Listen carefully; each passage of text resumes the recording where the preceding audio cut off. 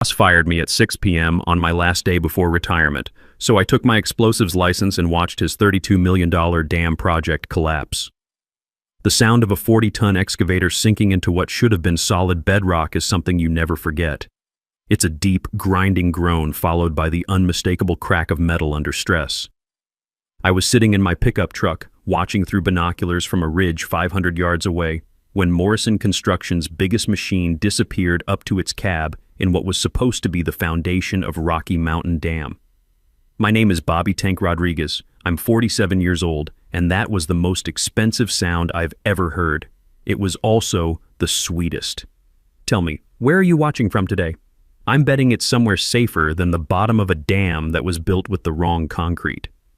The smell of diesel fuel and wet earth at 6 p.m. on a Friday should smell like the end of another honest week's work.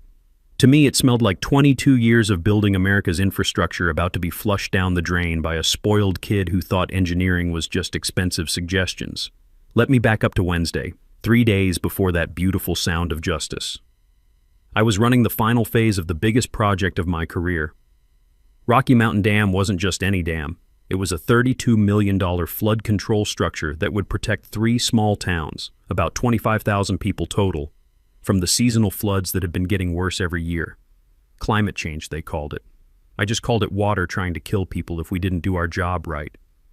The dam was 90% complete. We had one last pour scheduled, the critical section that would tie the whole structure together. After that, we'd blast away the temporary cofferdam and let the reservoir fill for the first time. Simple, except for one problem. We were running out of time. The dry season was ending, and the weather service was forecasting heavy rains in 48 hours. I was standing at the base of the dam, checking the concrete mixer temperatures, when I heard the crunch of expensive shoes on gravel behind me. I didn't need to turn around. Only one person on the job site wore $300 Italian loafers to walk through mud. Bryce Morrison, 31 years old, MBA from some fancy school, and unfortunately the nephew of Wallace Morrison, who owned Morrison Construction. Bryce had been promoted to VP of Operations 6 months ago, right around the time his uncle decided to start bringing young blood into the family business. The rest of us called it something else. In the 6 months since his promotion, Bryce had made it his mission to optimize operations and streamline inefficiencies. What that actually meant was cutting every corner he could find to pad his quarterly reports. Last month, he'd tried to use recycled rebar on a school foundation until I threatened to call the state inspector. The month before that, he'd wanted to skip soil compaction tests on a bridge approach because the ground looked solid enough. This was a pattern with Bryce. He'd find some safety requirement or engineering standard that seemed expensive, declare it unnecessary, and then get angry when experienced people like me told him why those standards existed. Usually his uncle Wallace would back me up, but Wallace had been spending more time in Florida lately, leaving Bryce to run wild. "Rodriguez," he called out, not bothering with hello. "Why are we using grade 5 cement on this pour? The specs show we can use grade 2 for non-critical sections." I turned around slowly. In my line of work, when someone starts talking about changing specifications at the last minute, it's usually because they're about to do something stupid or expensive. Or both. "This is a critical section, Bryce," I said, keeping my voice level. "This ties the spillway to the main structure. Grade 5 is rated for high-pressure applications. Grade 2 is for sidewalks and parking lots." Bryce pulled out his tablet, swiping through screens like he was ordering lunch. "Grade 2 costs $600 per ton. Grade 5 costs $1,800. We're talking about 100 tons here. That's $120,000 in savings." "It's not savings if the dam fails," I replied. "Grade 5 has twice the compression strength and 3 times the water resistance. When spring melt hits this thing at full capacity, it needs to hold. The dam isn't going to fail, Tank." He used my nickname like it was a joke. "You military guys always overbuild everything. This is about efficiency, about margins. The Denver project is waiting for this equipment, and every day we're late costs us money." There it was. The Denver project was a high-profile office building downtown. The kind of thing that would look good in the company's marketing materials and get Bryce noticed by the board of directors. He needed this dam finished fast so he could move on to something that would make his career. I looked at the setting sun, then at the clouds building on the horizon. Bryce, I've been building dams since before you could spell concrete. My daughter Sophia lives in Cedar Creek, right downstream from here. My granddaughter Isabella plays by that river every day. You think I'm going to sign off on anything that might hurt them? Your personal situation doesn't override company policy, Bryce said, his voice getting that sharp edge rich kids use when someone dares to disagree with them. I'm ordering grade 2 concrete for tomorrow's pour. We need to wrap this up and move equipment to the Denver project by Monday.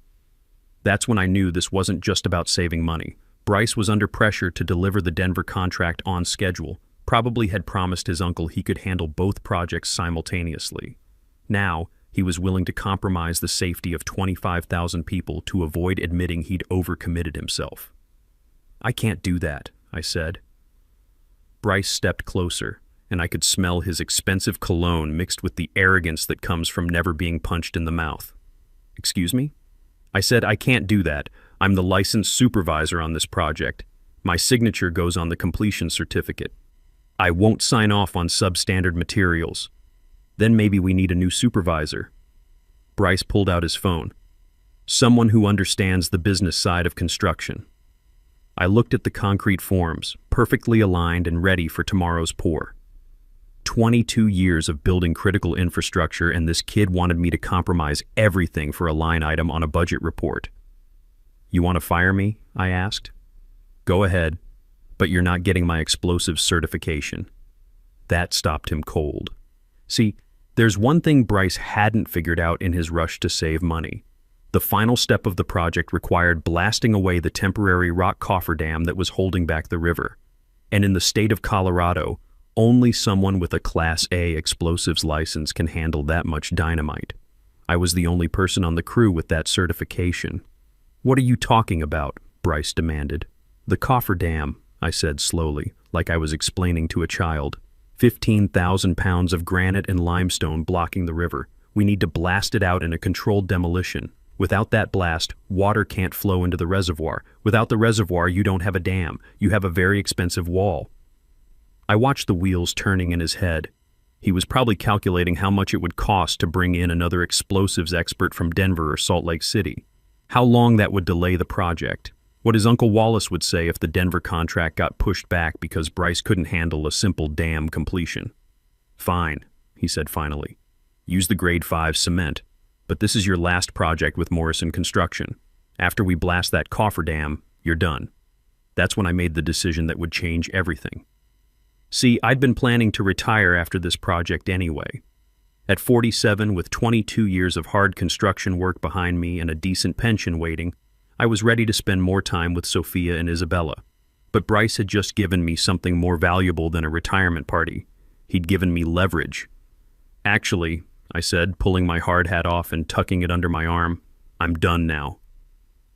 The shock on his face was worth 6 months of aggravation. You can't quit in the middle of a pour. I'm not quitting. You just fired me, remember? Said you needed someone who understood the business side of construction. I reached into my vest pocket and pulled out my explosives certification card. This doesn't belong to Morrison Construction. It belongs to me. And you just told me I was done after this project anyway. I started walking toward my truck. Behind me, I could hear Bryce scrambling to understand what had just happened. Wait, he called out. You can't just leave. We need that blast done tomorrow. Then you better find someone else with a Class A license, I called back without turning around. Good luck with that on a Friday evening. As I climbed into my pickup, I could see Bryce frantically dialing his phone, probably calling every explosives contractor from here to Nevada, discovering what I already knew. Most of them were booked weeks in advance, and nobody was going to drop everything to rush out to a remote dam site on 12 hours' notice. I sat in my truck for a minute, engine running, watching Bryce pace back and forth on the platform. Part of me felt bad for the crew. Jared Nichols, the young concrete finisher, was standing by the mixer truck looking confused. Paige Williams, our site dispatcher, was walking over to Bryce with a clipboard full of questions. These were good people who just wanted to do their jobs and go home to their families. But then I thought about what would happen if I just kept my mouth shut, if I'd let Bryce use grade 2 concrete in a high-pressure application, if I'd signed off on his shortcuts and hoped everything would work out. Spring floods in Colorado can be brutal. The snowpack in the mountains had been building all winter, and when it melted, combined with the rainstorms they were forecasting, the water would hit that dam with tremendous force. Grade 5 concrete might hold. Grade 2 concrete would crack like an eggshell, and when it cracked, 25,000 people downstream would have about 20 minutes to evacuate before a wall of water hit their homes. I thought about Isabella, my 8-year-old granddaughter, who loved to collect smooth river rocks from the creek behind Sophia's house. I thought about the elementary school where Sophia taught, less than half a mile from the water. I thought about all the families in Cedar Creek, Mountain View, and Riverside who trusted that the people building this dam knew what they were doing. That's when I drove home and started making phone calls. The first call was to Pete "Doc" Harrison at the Federal Dam Safety Office. Pete and I went way back. We'd served together in the Marines, building supply routes in Afghanistan. After the service, Pete had gone back to school, got his engineering degree, and worked his way up to become one of the top federal dam inspectors in the western states. "Tank, what's going on?" Pete answered on the second ring. "Paige Williams from your dispatch called me about some kind of emergency inspection request. Pete, I need you to get out to Rocky Mountain Dam first thing tomorrow morning. Bryce Morrison is planning to use substandard concrete in the final structural pour." There was a long pause. "Tank, you know I can't just show up without proper cause. There has to be a formal complaint or evidence of violations." "There will be," I said. "Bryce is going to pour grade 2 concrete in a grade 5 application. When he does, you'll have all the evidence you need." "Jesus, Tank, grade 2 on a structural component? That's not just cutting corners, that's criminal negligence." "I know. That's why I need you there to document it." Pete was quiet for a moment. I could hear him thinking it through. "Tank, if Morrison uses substandard materials and I catch them in the act, this becomes a federal investigation. Criminal charges. The whole company could go down." "Good," I said. "Maybe that's what it takes." The next call was to my wife Maria. I told her everything. The confrontation with Bryce, the decision to walk away, the plan to let him hang himself. She listened without interrupting, which after 23 years of marriage, I knew meant she was either furious or plotting something. "Bobby," she said finally, "are you sure about this? We're talking about your career, your reputation. Maria, if that dam fails, people die. If it doesn't fail but it's built with bad concrete, it'll fail eventually. Maybe next year, maybe in 5 years, but it'll fail.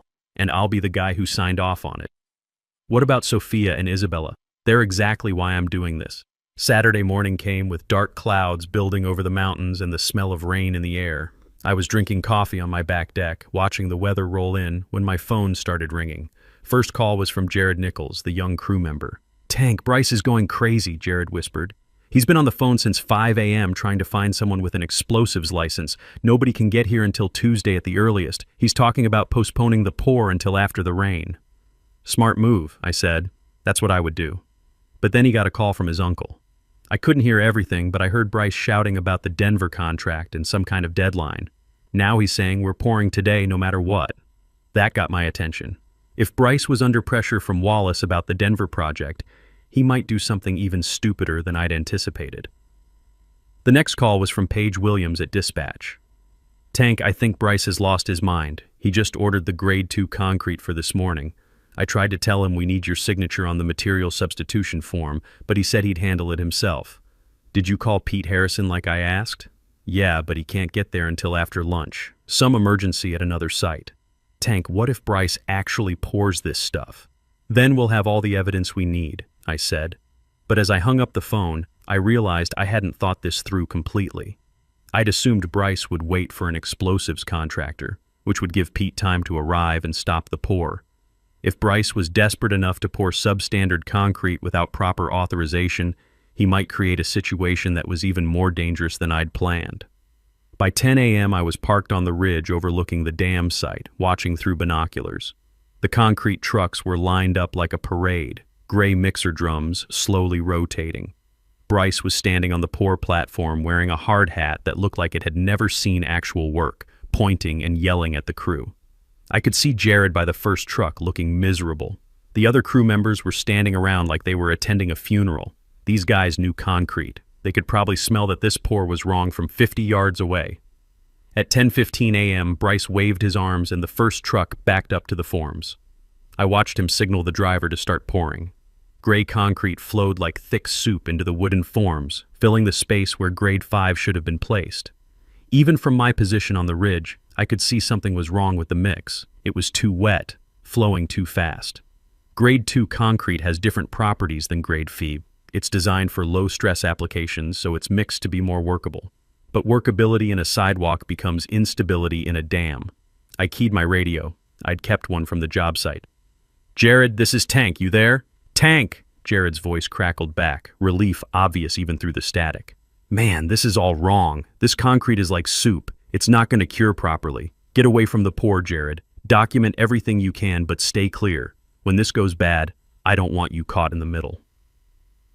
At 10:45 a.m., just as the second truck was starting to pour, I saw a black SUV with federal plates tearing down the access road, followed by 2 state police cars. Pete Harrison stepped out of the SUV wearing his inspector's jacket and an expression that could melt steel. Even from 500 yards away, I could see him scan the site, take in the concrete trucks, and immediately understand what was happening. He walked straight to Bryce, who was still standing on the pour platform trying to look like he knew what he was doing. I couldn't hear their conversation, but their body language told the whole story. Pete's arms were crossed. Bryce was gesturing wildly at the forms, probably trying to explain why this was all perfectly normal. Then Pete pulled out his badge and said something that made Bryce's shoulders slump like a deflated balloon. Through my radio, I heard Pete's voice on the main channel. "All work stops immediately. This site is now under federal investigation. Nobody touches anything until further notice." That's when things got interesting. Pete ordered a core sample of the fresh pour, and while they waited for the lab results, he started asking questions about the foundation work. Specifically, he wanted to see the soil testing reports that had been filed with the original engineering plans. I watched Bryce scramble to find paperwork, making phone calls, clearly stalling for time, but Pete had been doing this job for 15 years. He knew when someone was trying to hide something. So Pete did what any good inspector would do. He ordered a test excavation to verify the foundation conditions. That's when they brought in the 40-ton excavator. The plan was simple: dig small test holes around the perimeter of the existing foundation to confirm that the dam was properly anchored in bedrock. According to the engineering plans, they should hit solid granite 6 feet down. I watched through my binoculars as the operator positioned the machine and lowered the bucket. The first scoop went fine. Typical excavated material, dirt and gravel from the surface layer. The second scoop hit what should have been bedrock. Instead, the bucket sank like it was digging through pudding. "What the hell?" I muttered to myself, adjusting the focus on my binoculars. The operator tried to rock the bucket free, but each movement just made it sink deeper. Then he tried to back the machine away from the hole, but the tracks weren't getting traction. The whole 40-ton excavator was slowly settling into what was supposed to be solid bedrock. Within 10 minutes, what had been a $400,000 excavator was now a very expensive monument to the difference between engineered soil reports and actual ground conditions. Through my radio, I could hear the chaos on the work channel. "Get the other machine over here. Try the winch cable. Call for a crane." But it was too late. The excavator was stuck up to its cab, and every attempt to free it just made it sink deeper. More importantly, Pete Harrison was taking photos and soil samples from around the trapped machine. That's when I realized what Bryce had really been doing. He hadn't just substituted cheap concrete. He'd also faked the geological survey. According to the plans, this dam was supposed to be anchored in bedrock. But what Pete was finding was clay. Soft, water-saturated clay that would shift and compress under the weight of a full reservoir. My phone rang. It was Pete. "Tank, you need to get down here," he said, his voice grim. "We've got a much bigger problem than substandard concrete." I drove down to the site and found Pete standing next to the trapped excavator, holding a soil sample that looked like chocolate pudding. The machine was tilted at a 20-degree angle, its cab windows just above ground level. It looked like a metallic dinosaur sinking into a tar pit. "Tank, look at this," Pete said, holding up the sample. "This is supposed to be bedrock. Instead, we've got clay with the consistency of wet cement. If this dam had been completed and filled, the whole structure would have shifted within a month." I stared at the excavator. "How deep does the clay go?" "We won't know until we bring in ground-penetrating radar, but from what I can see, it goes down at least 15 feet, maybe more." Pete shook his head. Tank. If this reservoir had filled and the dam had failed, we're talking about a catastrophic flood. Teton Dam, 1976, 14 people killed. This could have been worse. The investigation that followed was swift and thorough. Within 48 hours, Pete's team had uncovered a fraud scheme that went back over a year. Bryce hadn't just cut corners on the Rocky Mountain Dam. He'd been systematically falsifying soil reports and material certifications on multiple projects. The way it worked was simple but effective. Bryce would order proper geological surveys and receive legitimate soil reports showing where bedrock was located.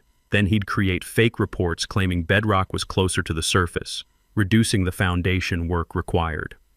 The money saved on excavation and proper foundation materials went straight into his pocket through shell companies he'd set up. For the Rocky Mountain Dam, the real geological survey had shown that bedrock was 22 feet below surface level. Bryce's fake report claimed it was at 8 feet. That meant the dam had been built on 14 feet of unstable clay that would never support the weight of a full reservoir. The concrete substitution was just the icing on the cake, an extra $90,000 in his pocket from a project that was already compromised from the ground up. The news crews showed up on Monday morning, and by Tuesday, the story was national. Federal investigation prevents dam disaster. Whistleblower construction worker saves 25,000 lives. Hero grandfather exposes deadly construction fraud. I tried to stay out of the media circus, but when Sophia called me crying after she realized how close she and Isabella had come to being killed, I agreed to do one interview with the local news. I wanted people to understand that this wasn't about workplace revenge or personal grudges. This was about the difference between doing your job right and cutting corners that kill people. The trial took place 8 months later. By then, Pete's investigation had expanded to include 3 other Morrison construction projects where Bryce had used fake soil reports.